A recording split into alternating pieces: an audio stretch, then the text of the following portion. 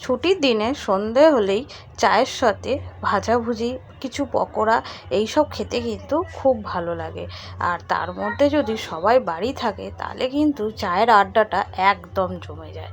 তাই তোমাদেরকে আজকে বানিয়ে দেখাবো দোকানের মতন পারফেক্ট চিড়ে ভাজা।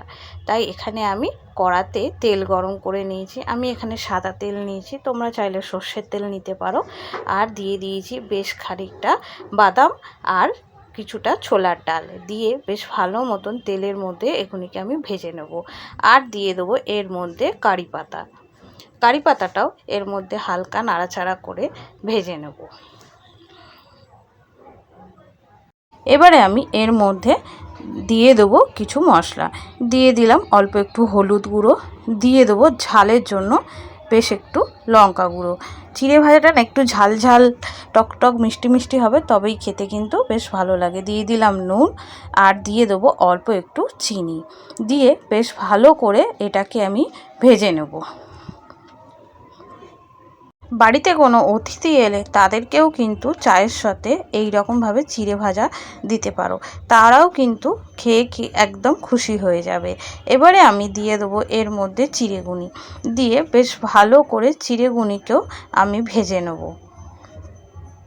চিড়েটা যখন ভাজবে তখন কিন্তু গ্যাসের ফ্লেমটা কমিয়ে রাখবে। গ্যাসের ফ্লেম হাই থাকলে চিড়েটা কিন্তু পুড়ে যাবে, তাতে চিড়েটার টেস্ট নষ্ট হয়ে যাবে, পুরো তিতো লাগবে খেতে।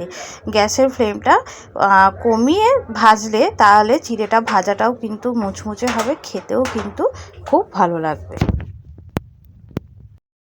দোকান থেকে দাম দিয়ে চিড়ে ভাজা কেনার কি দরকার, বাড়িতেই যদি দোকানের মতন পারফেক্ট চিড়ে ভাজা বানিয়ে ফেলতে পারি তাহলে দোকানে যাওয়ার কি দরকার। এর টেস্ট এত সুন্দর, টক ঝাল মিষ্টি মুচমুচে, খেতে খুবই সুস্বাদু। তোমরা এইটাকে ডিবেতে করে রেখেও তোমরা খেতে পারবে। বেশ খানিকক্ষণ ধৈর্য ধরে চিড়েটাকে নাড়াচাড়া করে ভেজে নিতে হবে, তাহলে কিন্তু এটা খেতে একদম মুচমুচে হবে। চিড়েটা আমার মোটামুটি ভাজা হয়েই এসছে। এইবারে আমি এর মধ্যে দিয়ে দেবো একটু আমচুর পাউডার আর দিয়ে দেবো একটু ম্যাগি মশলা। আমি দুটোকে একসাথে মিশিয়ে রেখেছি, ওটাকে আমি চিড়ের ওপর থেকে দিয়ে বেশ ভালো করে নাড়াচাড়া করে দেবো। তাহলে কি হবে, চিড়ের সাথে পুরো মশলাটা মিক্সড হয়ে যাবে। আর আমার এখানে দেখো পুরোপুরি রেডি হয়ে গেল দোকানের মতন পারফেক্ট চিড়ে ভাজা। এখানে দোকানের মতন পারফেক্ট চিড়ে ভাজাটা আমার কিন্তু একদম রেডি হয়ে গেছে।